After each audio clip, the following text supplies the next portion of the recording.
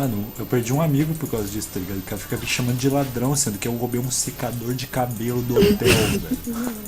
Um secador de cabelo, tá ligado? Tipo, eu nem sabia o que tava acontecendo. Só peguei o secador, coloquei na minha mochila e vim embora. Me desculpa, velho. Desculpa, eu peço desculpa pra todo mundo, velho. Eu Ah, não forma queria é igual fazer a Ju, isso. falsa. Eu devolvi, Você mano. acha que pode comprar todo mundo com dinheiro? Desculpa mesmo, velho. Não queria fazer isso, eu já disse, velho.